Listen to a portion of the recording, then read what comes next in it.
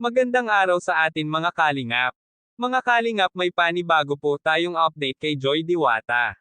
Pero bago po yan mga kalingap, kung bago pa lamang kayo sa channel ko, baka naman po pwedeng pa-like and subscribe my channel para lagi po kayong updated sa aking videos. At kung pwede, sana patapusin muna natin ang video na ito para alam natin ang nilalaman nito, at huwag din po natin kalimutan mga kalingap na pakisuportahan ang ama ng kalingap na si Val Santos Matubang at Kalingap Rob Matubang, pati na rin ang viewers na laging sumusuporta sa aking channel at reactioners. Maraming salamat po.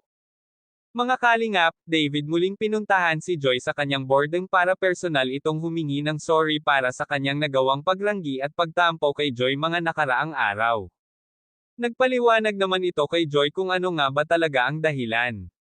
Naguguluhan na daw ito kasi sa nararamdaman niya para kay Joy, kaya kite naglakas loob ito na puntahan si Joy sa boarding house nito. Ngunit nabigo ito si David dahil nasa eskwelahan pala ito si Joy. Nag-aantay ito hanggat dumating ito si Joy. Mga kalingap, laking gulat ito ni David dahil sinundan pala ng mga K-boys si David sa boarding house kasi ang pagkaalam nila ay nagkaroon ito ng problema kila Joy. Naabutan nila ito na makalat ang boarding ni Joy dahil unti-unti na ito mag-iimpake ng mga gamit dahil ito ay maglilipat na ng boarding house. Mga kalingap, naghanap sila Kuya Rab ng medyo maayos na boarding house para kay Joy dahil hindi ito safe ang dati niyang boarding house.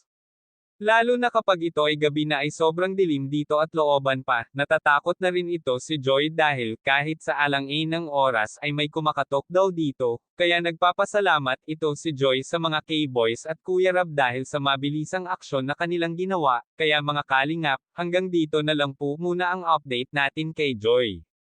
Maraming salamat po. Thank you for watching and God bless us all.